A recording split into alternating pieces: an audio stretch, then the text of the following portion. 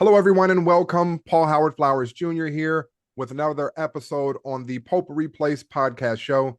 In today's segment of the Everyday Entrepreneur, we have the esteemed Mr. Andrew Bolton, founder and CEO of Tech Rescue LLC. Now, he's going to come on and share with us not just about his company. We're going to dive into a few areas because, of course, he says that there's no off-limit questions. So, my listeners, you know how we go there. And with that, I want to open it up to you, Mr. Bolton. Andrew, how are you, my friend? I'm doing well. Thank you for having me. It's a pleasure. Absolutely. Beautiful day in proverbial Hollywood, though neither one of us are on the West Coast here. So tell us, we're going to start out with Tech Rescue, and then we're going to go back and then bring it all full circle. So tell us what you're up to now with Tech Rescue. Why this company? Why now? Why now? Because people are screaming out, people are screaming for it, literally, like literally screaming for it. My company really shouldn't exist. So Tech Rescue is a 24-hour customer support helpline. Anything from Bluetooth connectivity to your router to video games, which we can get into in a little bit. Mm. Um, we are a 24-hour customer support hotline. There are no bots, there are no mazes, there's no press one for English, two for Spanish. Nope. One number, 855-250-8586. You get somebody on the phone and you get help wherever you are, anywhere in the world, period. End of discussion. There's no ifs, ands, buts about it. And the reason why our company exists is because we're all tired of the chats. We're all tired of the bots. We're all tired of when I have a problem, I don't want to sit on my phone for 45 minutes hitting 1397 star pound just to finally hear, would you like to speak to a representative? At Why the do end you of it. think I'm calling? Mm-hmm. And what you'll notice, and I challenge everybody to do this, if you start going to the major Fortune 100, Fortune 1000, the Fortune 500 companies, where's their contact information? They're pulling it from their websites. Interesting. Well, you know what? This is obviously being recorded, so I'm going to go back and take the Pepsi challenge, so to speak. We're going to take the Andrew challenge and take and see who's got that information. I Our love that you company, shouted out the number to those, and we'll, of course, hit it back at the end again. But 855-250-8586, 24 hours a day, 7 days a week. I've got to admit, I hadn't called, right? And I'm just curious at how you're able to maintain a 24/7 call center with all of the various aspects of technology that a person can need help with. How does something like that function? well, we've got a really good staff. We got right now we're growing. We've got currently 15 workers working 24-hour shifts. We're growing to meet the demand, which we've now started running into a new set of interesting questions. Over 18% of the video game population is 65 and older.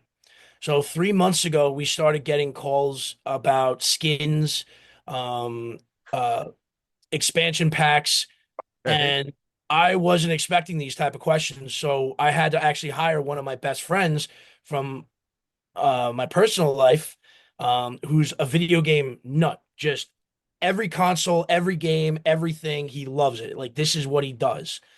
And he's been our outside analyst writing all the standard operating procedures from World of Warcraft, Star Wars, The Old Republic, um, e- everything, like I love it. everything. I love And it. I had to drive up to Boston with him because he's up in Boston. I had to drive up to him, and I spent the entire weekend with him working on different protocols and trying to map it out. And we expanded our standard operating procedure from Mac, Windows, and now consoles. So, video games. It's now become a very, very lucrative part of the gaming industry. So, an 18% population of 65 and older in the gaming sector, that makes up somewhere in the neighborhood of around last year, it was in the neighborhood of about $70 million worth of spending in the video game sector by seniors alone. It's a nice chunk. It is. So, to give you an example, 89% of all seniors, Americans, Mhm. now we're only focusing on America, which we'll talk to about what we were planning on this year. 89% of seniors 50 and older, 65 and older, anywhere between 50 and 65 and older, have a smartphone and have technology accessible. That is up from 2022 by the Pew Research Group from 78%. Mhm. So we're seeing an increase in the accessibility of our seniors because what we're finding out on our calls is that people just want to connect. People just want to talk to one another. People just want to Period. engage with one another. And if you've ever seen YouTube, which we all have, you've Mhm. seen Sniper Grandpa. You Yeah, know, I have. a former Korean specialty sniper is just schooling kids all over the world, just murking them by the buckets. Uh, But guess what? He's found an outlet and he's found this, this thing that he enjoys. And we're seeing that in our business. So to answer your other question, what do we have planned? Well, not to get political, but we were originally planning on expanding into Europe this summer. We were mm, expanding a European expansion. gotcha. Since the beginning of the tariffs, I've had to rewrite our fiscal projections 5 different times. Ah, And not not to get political, right. but somebody who, works with economic material, economic news, it's extremely hard to calculate and extremely difficult to predict what could possibly happen when one person out of 8 billion people on the planet can just say one thing and the market spirals 2,000 points. Hmm. Now, regardless of your politics, if you had an employee that whenever they felt like it could pull the fire alarm and shut the building down and call the fire department, police department, and shut down the job site for half a day, how long do you think they're going to stay on the job if they've done it more than once?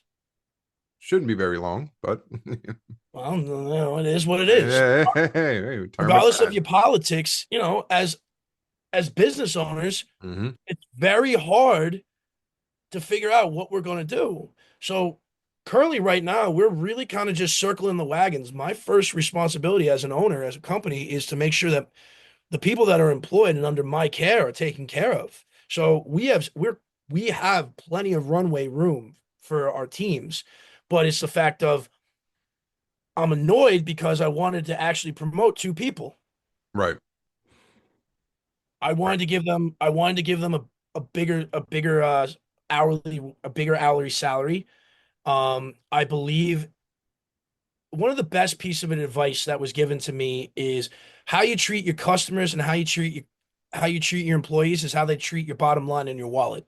Absolutely. Great advice. So they've been with me since the beginning. They're fantastic, fantastic representatives. They're calm under pressure. They're great with pivoting, which is negotiation skills. They're great in customer satisfaction. And I think they should be training other people how to do this. So I was going to promote the 2 of them, and now we can't because I don't have a clear future. Well, that actually you answered one of the questions that I was thinking of as far as some of the initial hurdles because we're a couple years in now, going on the third year. Is that right? Yep. Right. So that obviously is one of the hurdles that can happen when it comes to the change in regime, so to speak. And with that, having to pivot is one of those necessary things. Now, within the everyday entrepreneur, of course, one of those things are helping people to understand what can happen and how you handle it from an internal perspective. So, yes, we know that you may not necessarily promote and or not necessarily take a certain expansion to another country or territory, but how does that affect Andrew the person?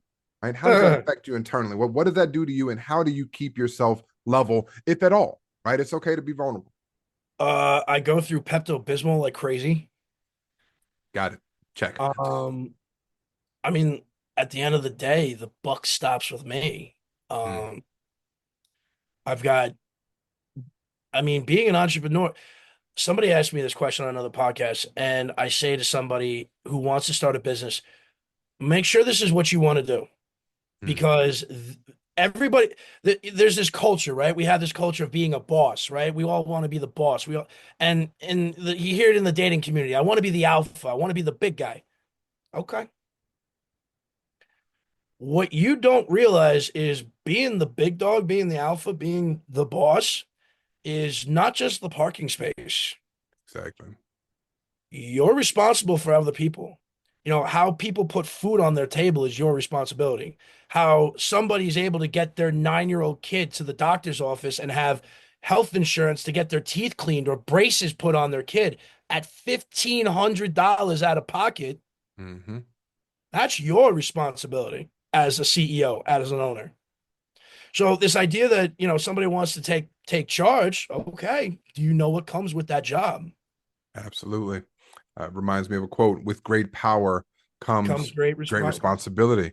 Ben, Spider-Man. Absolutely. Now you may go forward a little bit, and I can see it. For my Audible audience, we're also going to release a simultaneous YouTube version of this. So what you'll notice when Andrew talks about the numbers is like he's really good with statistics, being able to pull the quotes, being able to pull the stats, and I think that might have something to do with his background. If you would, with us, with our listeners, please, Andrew, share with us kind of how you got to the point of starting Tech Rescue. What was your background and how that influenced your decision to jump right in? So my background starts in 2011 when I graduated. I actually was going to do an internship at Lehman Brothers. I was originally going to do an internship at Lehman Brothers, and I remember the day that Lehman Brothers went bankrupt. Mm, Um, I didn't have a summer internship that year. Um, I was in college, so when I graduated college, I walked up Park Avenue handing out my resume. There were no jobs to be had in 2011, and eventually I found a Starbucks, and I got introduced to one of my first bosses. And I took my Series 7, 56, my 6, my 4. I got into brokerage and trading. I specialized in derivatives, option contracts, specializing in banking and tech sectors. And did that, made my first million, lost my first million, partied away my next million, lost that too. Went to rehab. Then when I got home, mom handed me that proverbial question, what are you going to do with your life now? I guess I'll go to grad school. mm, And I graduated Harvard with my master's. And then I went into the tech space and I got involved with a couple startups. And it kind of just went roller coaster from there.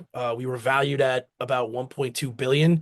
mm. And that's when I learned about the power of equity in businesses. Uh, And I don't like that word because it's amazing. Mark Zuckerberg, for what you think of him, he's changed the private equity and venture capital world forever. Um, Absolutely. if you look at Facebook, you say, what is it? It's really nothing. It has no GDP. It has no intrinsic value whatsoever. Um, it's a marketing platform. That's all it is. It is a very, very unique, customizable, AI-driven marketing platform. That's all it is.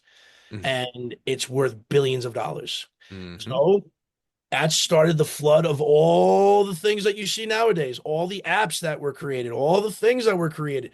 Facebook is the one that broke the door down. mhm. So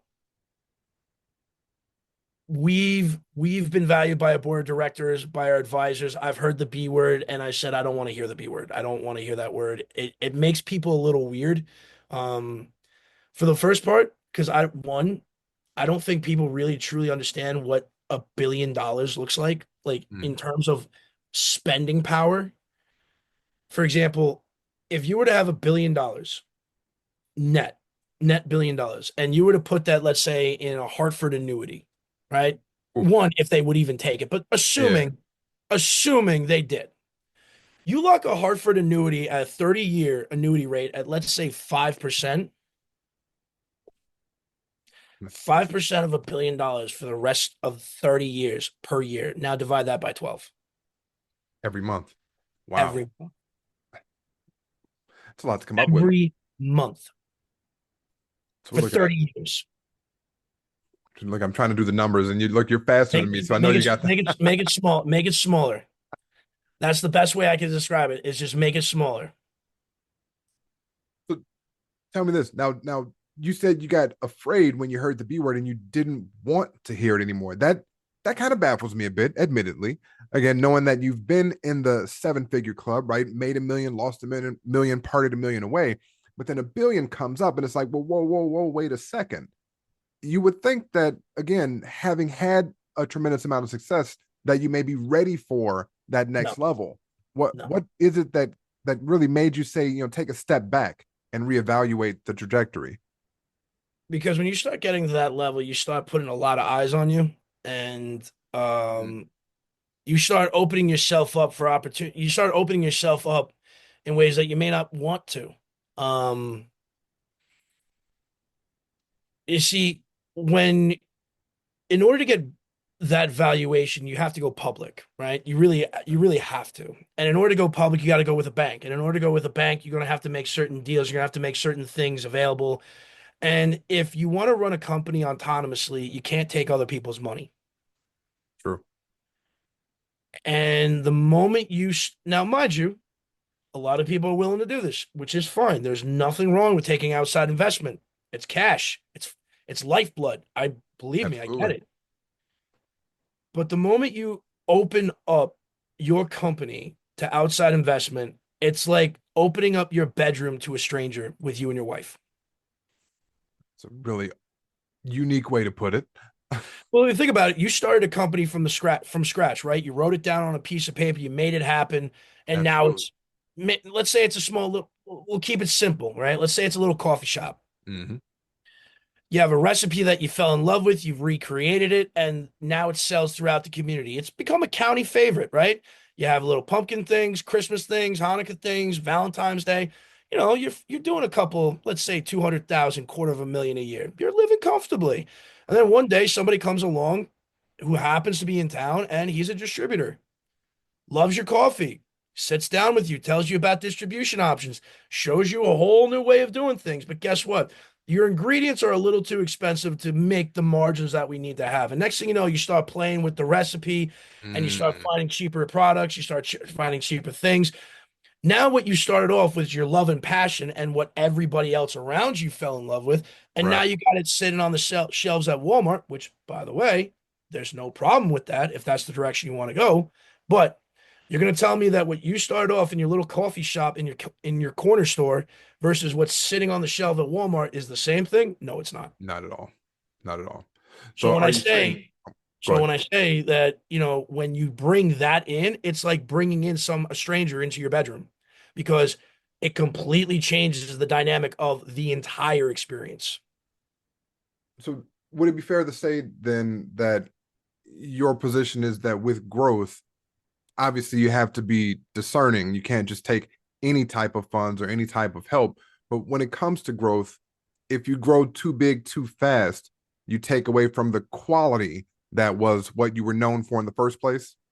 Yes and no, because then my next question is, what is it that you're looking to accomplish? Right. Mm, So there was a hardware store not too far from where we grew up, and it was a small Ace hardware store.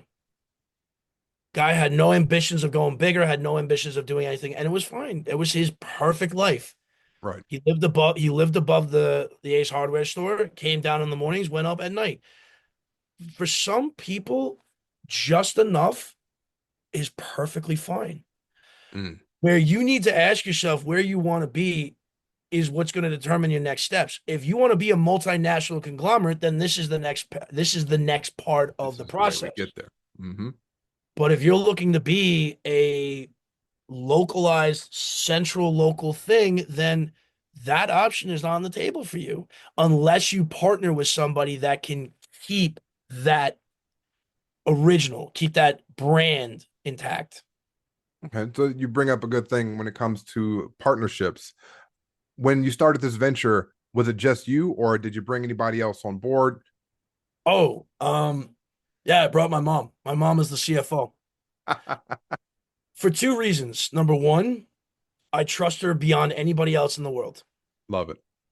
Second, she is the one that's going to tell me I've lost my mind, and she's also going to be the voice of reason. So the deal that we had when we started this venture, because history tends to repeat itself if we're not careful, Hmm. is, as your audience may realize, is that I'm living in my room, my high school bedroom.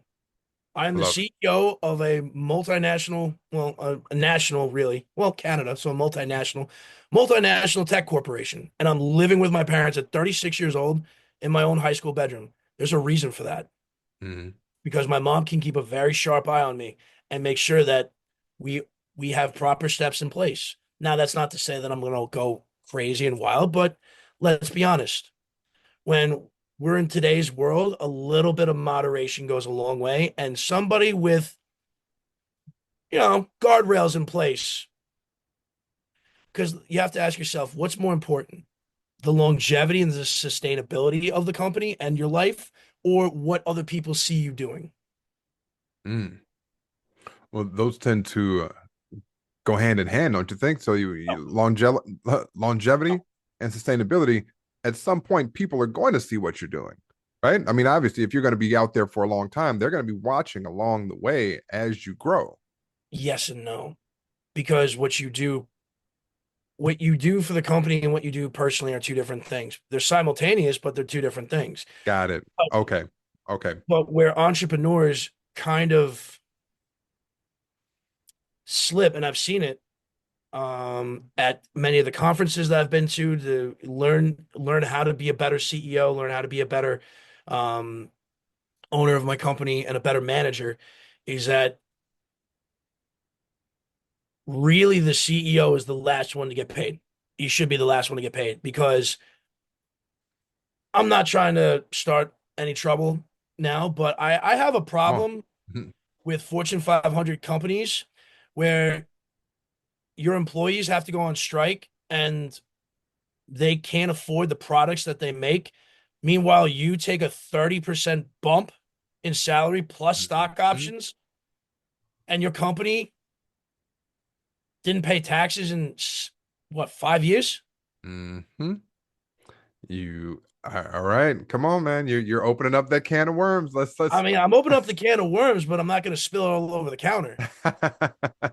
I look at it this way, and I'll go back to that statement. How you treat your customers and your employees is how they're going to treat your bottom line and your wallet. Right. I Right. look at it. My grandmother gave me good advice. God love her and rest her soul. Who was the reason for this company, the starting of the inspiration for the company is that when you decide to take the shovel out, God's got a bigger one for you.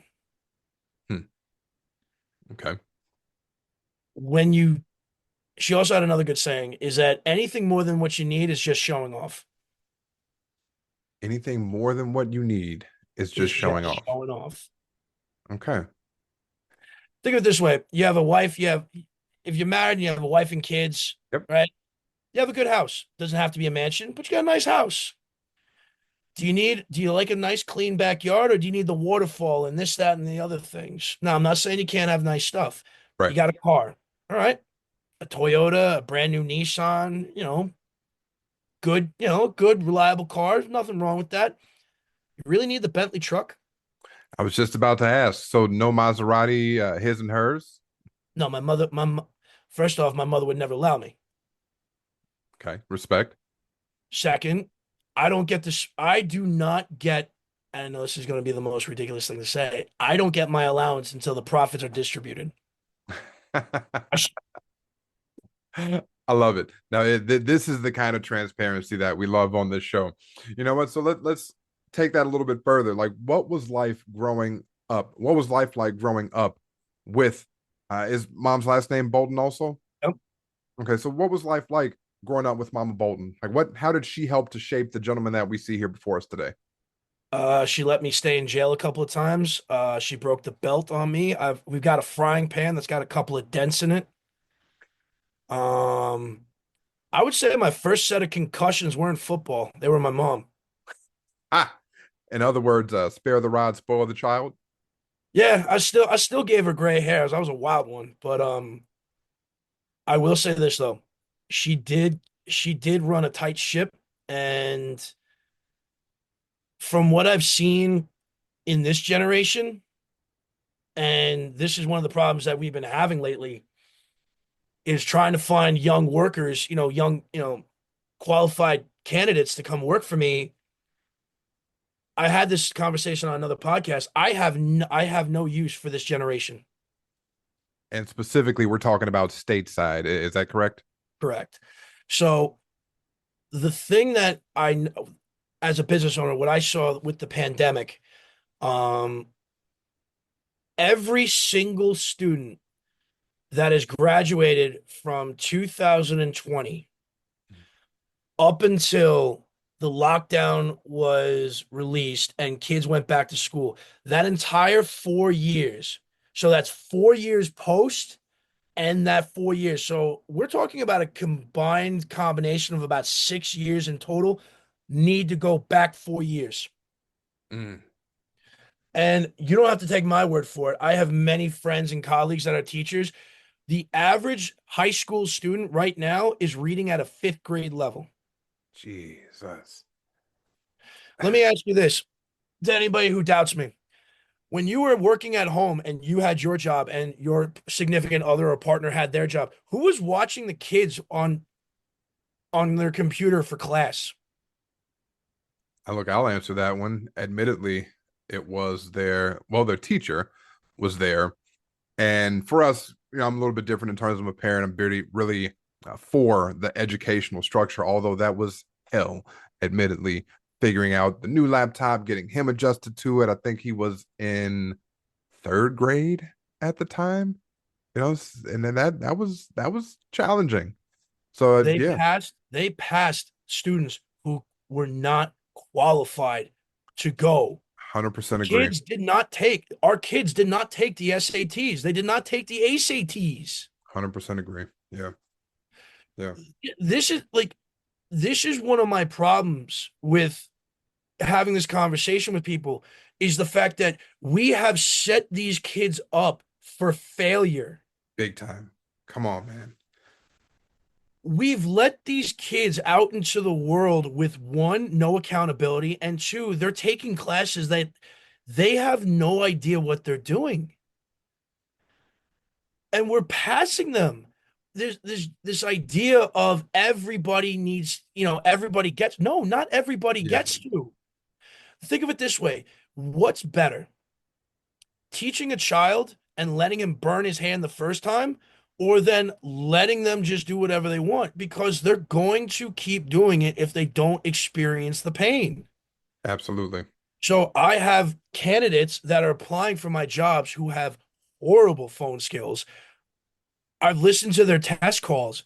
They're annoyed. They have a certain attitude of inconvenienced that somebody is calling them and interrupting their Come day. on, man. Like it's a problem that someone is calling you for the job that you signed up for. Like, that's our business. We're a help Mhm. center. So on page 2 of our standard operating procedure in the binder, in big red bold letters, every call is somebody's most important person. When your wife calls me, I'm going to treat her as if it was my soon to be wife, whoever that might be, is calling. Absolutely. If your mother calls, I'm treating her like as if it was my mother that was calling. That's why it's in big bold letters. Every call is somebody's most important person. Mhm. That's somebody's important person. You may not know that Nana, that Pawpaw on the phone. You may not know that auntie, that Tio, but guess what? Somebody else does. And that's somebody's important person. So you taking an attitude for them calling, mm-mm, nope, mm-mm. That's not our brand. That is not what we're here to do. Every call, and we train this, every call is a hot call. What that means is angry, annoyed, sad, confused, depressed, or just agitated. Every call is a hot call. So if you can't do that, this ain't for you. And that's fine.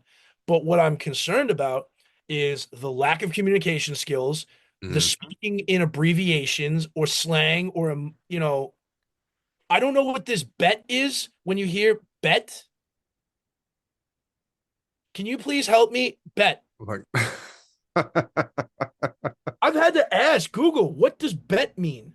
taking wagers, what's the over under? Like what are we talking about? I, it, it, it, the lack, I don't know how else to describe it besides disturbing. And I've spoken to other CEOs, I've spoken to other small business owners. It's absolutely true. Number one, and we've done it to them. We've done it to them. Mm. Why should they go get a job? Hmm. Well, That's they need to grow up. Really? Because they're not getting kicked out of the house. this is true. This is true. So you're talking about an entire generation of people that are almost enabled Six to, years. We're yeah, talking about 6 years of kids. That is when they grow to high school, which is around the ages of what, 13, 14 right. to 21. Now that deck, that 13 to 21 deck has slid over since the pandemic got locked out, and now they're in the workforce. Mm. Well, I read a book a long time ago, Lee Iacocca, Where Have Yes. All the Leaders Gone? And in this instance, you're talking about people that will someday lead something from this age gap. Actually, it's funny that you mentioned. I don't know. I don't know if they will. So that's the part of the question is how do we turn that around? Well, the Because question they're then, they're here, right? They're not going well, then anywhere. my, They're my gonna question, because my question is, what does the future of work look like? mm, good point. So let's talk about that. I mean, with AI and the advent of obviously all these large language models, Hmm. how do you see that impacting the everyday person in terms of work? And then also, how do you see that impacting what you're doing currently with Tech Rescue? So there's three topics that we need to discuss. The proper use of education when it comes to AI, the current job market of AI, and the future market with AI. First off, number one, AI is a fantastic tool, but it'll never beat a human. Hands down, I'm sorry, it just won't do it. Okay. Listen, AI robots can do a lot of different things, but they're never going to do what humans can do. They can't. There are soft skills, there's interpersonal skills, um there's cognitive reasoning. The thing that people need to remember is AI is not Jarvis, right? We all think of like Tony Stark's Jarvis. Right. It's not. All right. AI starts off by a 2x2 matrix, a yes no binary code, right? That's the very beginnings of it. You have to build the 2x2 matrix in which this AI sits and lives. Second, an AI is nothing more than a high program quantifiable machine that does a one or a zero binary in different ways. It's a yes or no question. So what you feed it is what you get. So if you feed the AI like ChatGDP, if you feed it junk, it's going to give you junk. Garbage in, garbage out. So this idea that AI is going to take over, well, this goes to the education part. This idea that education is going to try to fight AI, that's the wrong way of doing it. That's like saying we're going to fight laptops in the classroom. Every classroom in the United States has laptops. The rolling laptops, every kid's got a laptop. Technology evolved. They have it. AI is here. That genie It's is here. out of the bottle. So instead of making this thing the boogeyman and teachers are complaining, all of my students are doing their work on ChatGDP. Okay, guess what? Same thing happened with a calculator when we got one. All right, the TI-83. I could program Best the thing. entire textbook into the Best TI-83. thing. Absolutely. But guess what?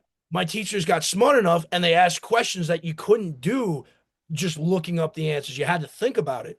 So, you as a teacher, the battlefield has changed. Mm, The battlefield has changed. Your way of teaching, done. It's over. What are you going to teach me that in that textbook that I can't take my phone, screenshot it, run it through ChatGDP? Oh, the three questions at the back of the chapter that I have to answer. Bup, bup, done. yeah. Now Yeah. what? You as a teacher now have to come up with ways that make me use this in a different way. Mm, The hows, the whys, what ifs.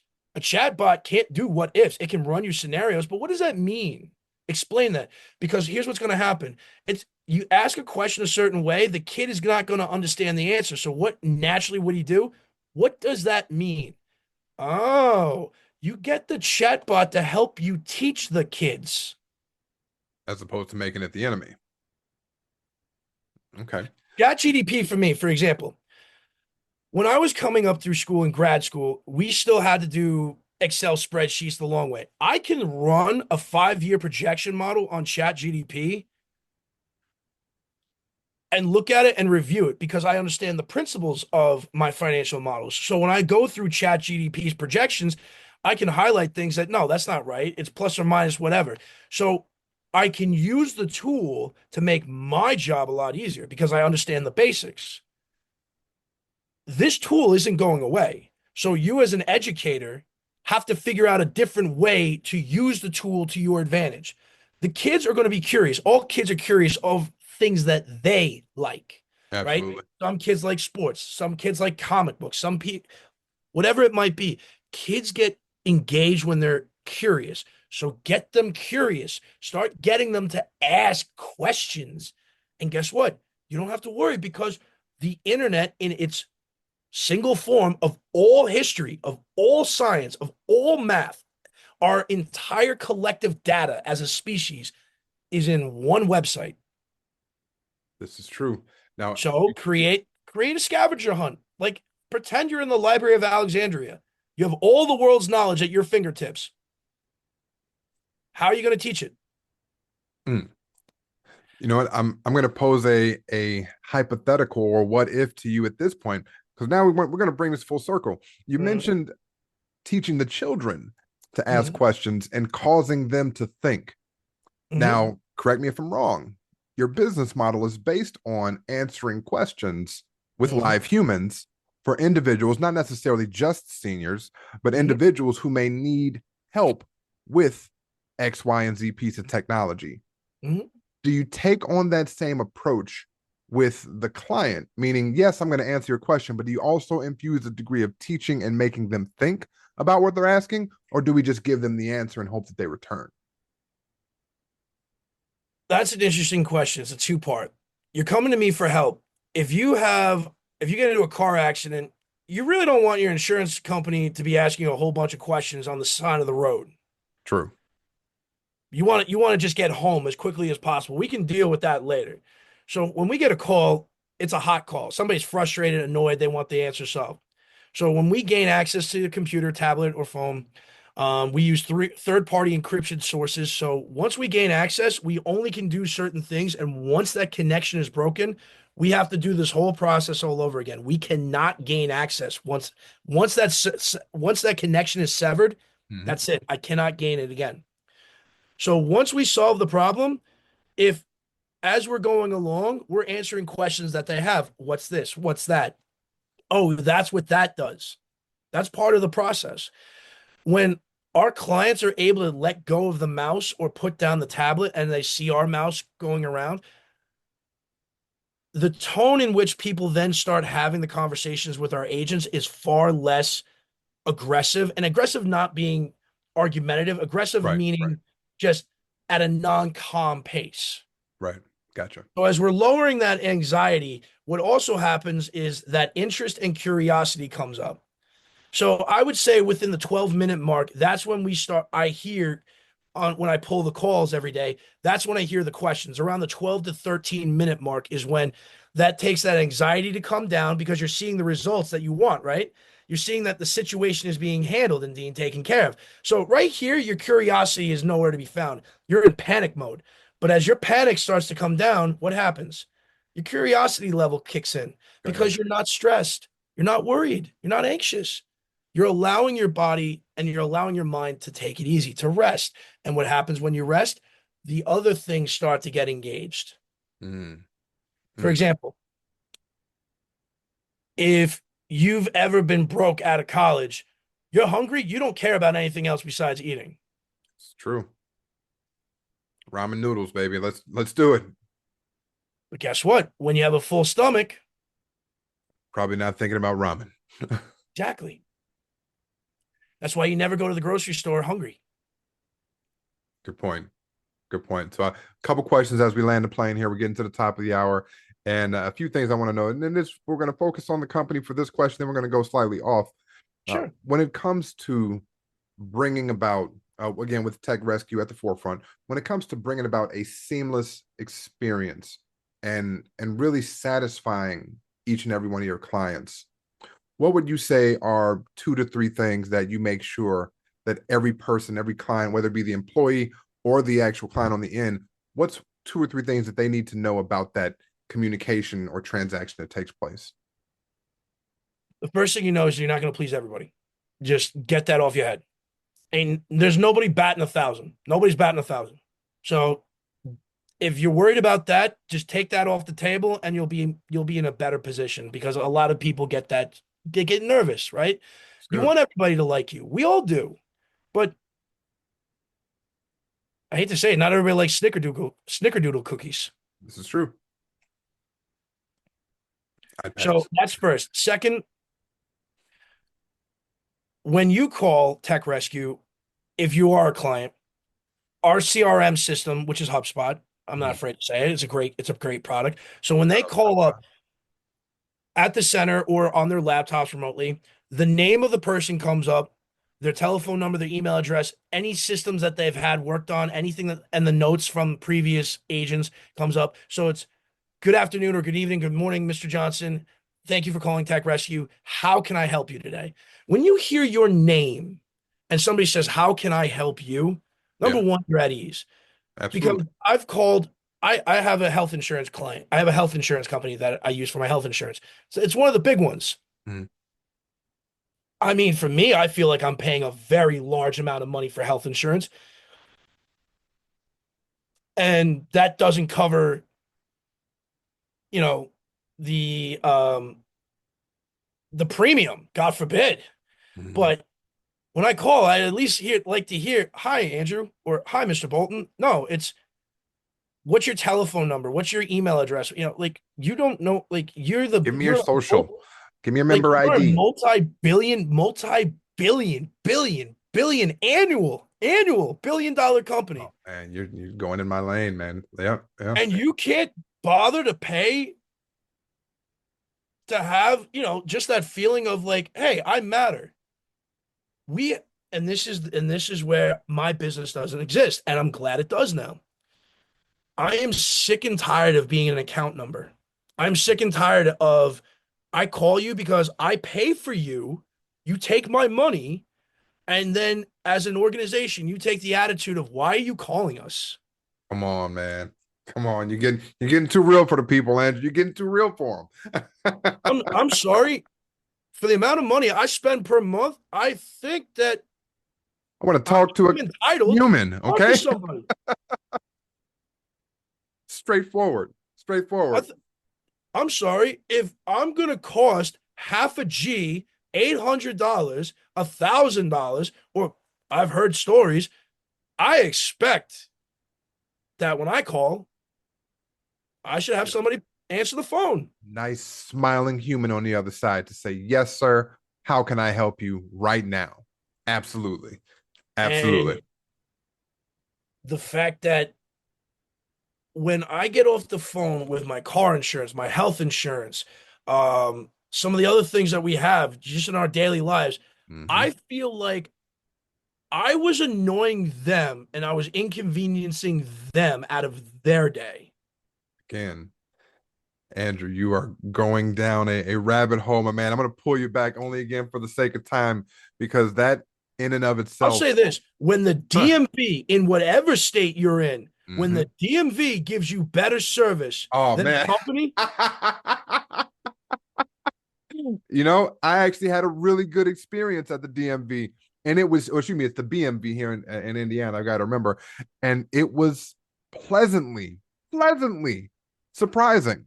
Yet, and still, much like you said, I call a major corporation, and I'm again going to take the Andrew challenge and check the websites for the contact info for these Fortune 100 and 500, and it's the longest, most arduous process. And I'm glad then to know that companies like yours exist to alleviate that for, again, not just seniors, but for people all around the country with various issues relating to something that's here to stay, which is, again, technology. So, Andrew, I want to wrap up with a couple of questions here. One is a question that is near and dear to my heart, mhm, and it's pretty straightforward, pretty simple. And I'll ask a follow up question behind it. But Andrew, we like to let our listeners get a little closer to you than most. And not everyone publishes this little bit about themselves publicly. Andrew, what's your middle name? Warren, after my grandfather. Beautiful. Private Beautiful. Now, second, private second class. James Warren Cassidy of the Third Division Marines landed on Iwo Jima. Purple Heart.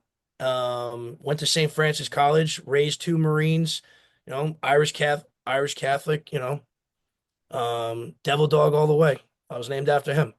Love it. Love it. And see, I love the sense of pride, man. You spit that out like it was right there because it is right there, right for Well, you. he's right over there with his beret and his World War II picture. When he got out of Paris Island. He got out of Paris Island when he was 19. Love it.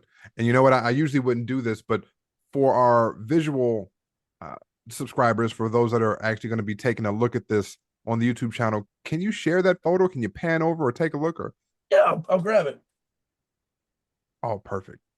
And again, Yeah, ladies this and is gents, great. That's Grandpa. all That is right there. 19. That is 19-year-old Warren James Cassidy of the 3rd Division Marines. That was his picture at Paris Island, and that was the beret that made it to Iwo Jima and back. Wow. Ladies and gentlemen, we are looking at history right He now. was Again, for my audible he was folks, third hop wave. on YouTube, check this out. He was the third wave that went to the beach. Wow. Again, literal history right here So I on the think, show. yeah. So I think he landed. I think he landed around 8:45 in the morning after the first and second wave went through. Mhm.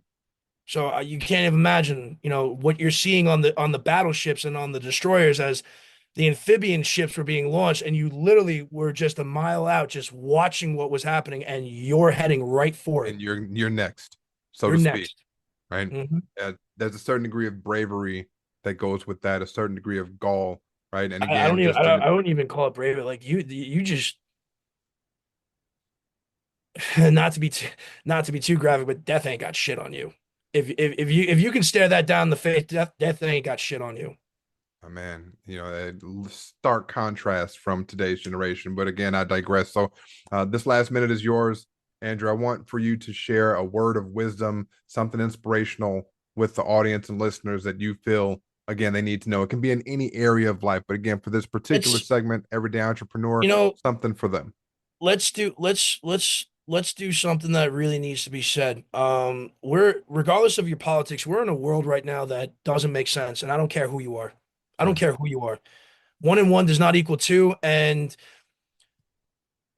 if we were really a racist country, I would not be having a conversation with you. absolutely. Absolutely. For those again that are listening in, we don't look alike, ladies and gents. Come on Mm-mm. YouTube and see us. This country is a lot more forgiving than what the media is saying. In my heart of hearts, regardless of what your politics are, I don't think we're a hateful country. I don't think we are. I think, yes, is there some stuff that's in the bones of us? Yeah, of course there is. But you know what? If regardless of your color, if little kids could be wearing jerseys of different races, creeds, religions, then we Mhm. really aren't that. We really aren't that. Clearly. And in regards to the business aspect of it, we have done the last 40 years by looking at business as an analysis in terms of numbers. People are numbers, people are quantifiable. Mm, You are not going to go broke by doing good work. And I think it's long overdue that I think we as a society, we as Americans, just specifically us, let's keep it a home turf. right. Nothing is stopping you from doing a good deed. My people every day do a good deed. We help people, and that's my contribution to the world. Yes, am I making a profit from it? Of course. But everything that we don't need to have to run the operation and give back to our people, we donate. My mother donates to the Boys and Girls Club of America. She donates to Women's Rights Act divisions. She's donated to the NAACP. She's donated to the Southern Negro Law Fund. Um, Beautiful. Beautiful. the fact of the matter is, it doesn't cost you anything to do a good deed, and you don't know what somebody's day on the other side of the phone is. For us, we get these hot calls every day. You don't know what that person's day is. You don't know what they're going through. So the fact that we can do within 15, 20, sometimes even an hour, just a little bit of good and just to have somebody's day just a little bit better, we're making the world a little bit better of a place. And I hate to say it, nobody's coming, everybody. Nobody's Superman, Homelander, this idea of Well, somebody's going to come and make everything better. Nobody's coming. Nobody's coming. This is the proverbial garage mess. You keep opening up the garage thinking that today's going to be the day that it's just going to be clean. It's not getting cleaned. So unless we all start putting gloves on and grabbing garbage bags and start cleaning up, what do you expect is going to happen? So we at Tech Rescue are doing our part by as simple as trying to make somebody have a better day on the phone and mhm. donating, whatever money we can and whatever resources we can and whatever time we can. All of our research that we do for analytical reports, we publish them on open. We don't make people subscribe to anything. We publish them on our LinkedIn. So the fact that we have 18% of the senior population playing video games, we took a look into that. We published a paper on that. Our work can be used by medical researchers because we're collecting data, not in the sense of like your name and who you are, but Right. the things that we listen to and the questions that you're asking, we are taking note on that and we're writing papers on it that somebody out there who's doing research on something has new information. Absolutely. So we're doing our part to make the world a little bit better because with information, we have an understanding. With understanding, we can do something. So if you think that you can't be profitable by doing good work, you're wrong. It doesn't happen the same way, but believe me, you're going to feel a lot better about it. I love it. Well said. Well said. You can't go broke by doing good work. We're going to make that a nice quote for the show. Andrew, tell us, how can the listeners get a hold of you personally, and how can they get a hold of Tech Rescue? Of course, you can go to www.techrescue.io or call us at 855-250-8586, 24 hours a day. Super Bowl, Christmas, Easter, we're on. Don't worry. Even on the World Cup, we're on because we don't watch soccer. There we go. And you can write to us at help at techrescue.io or info at techrescue.io. Excellent. Andrew, this has been an absolute pleasure. Thank you so much for your insights. Again, history, literal history being brought to the show. That was the first. So thank you so much for sharing that and opening up. And looking forward to many, many more conversations. Ladies and gentlemen, this has been another episode of The Everyday Entrepreneur. But this gentleman is everything other than just everyday. He's extraordinary. So I might have to change it to the Extraordinary Entrepreneur. All right. But this has been another episode of The Everyday Entrepreneur on the Potpourri Place Podcast Show. I'm your host, Paul Howard Flowers Jr., signing off for now. You all have a great rest of your day. See you on the next episode. Thank you.